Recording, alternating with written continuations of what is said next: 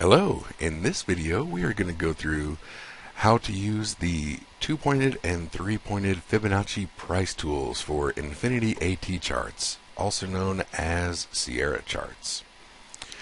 So in the platform here, you'll see right on the top a little button that says Tools. Inside of here, you will see a price retracement tool, which is the 2-pointed tool, and a price projection tool, which is the 3-pointed tool. So we'll go ahead and do the 2-pointed version first and choose price retracement. And now we just click on a high, go click on a low, and it will draw those retracement levels. After we have the initial ones drawn, we'd like to customize this. So we can go ahead and right click and choose chart drawing properties. And then we can go in and choose what levels we want to see. So I like looking at the 127.2 and the 1618 levels. Once I have those levels selected, I also want to go over here to options, and I like extending those lines to the right, so I will check that box. And then the last thing I want to do is I want to save these settings to make it faster to load. So I'm just going to go right over here and then choose this setting button number 1 to be DG. So I'll save that, hit yes, and OK. Now if I come in and draw another one, it is going to automatically use that number 1 setting.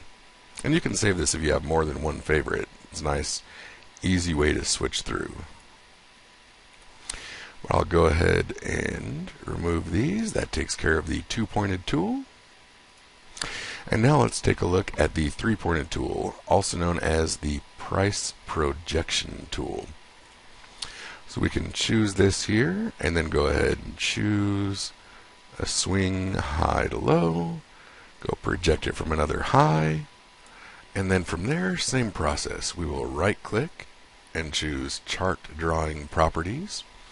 And in here, once again, we'll just choose the coefficient that we want to see, which in my case is the 100% level. And if you want to change the width or color to your liking, feel free to do so right there. Over in options, you can see extend right is automatically turned on for the projections, like most 3-pointed tools are, so we can leave that exactly as it is. And once again, I like to go over and just save that as TC1. Hit yes.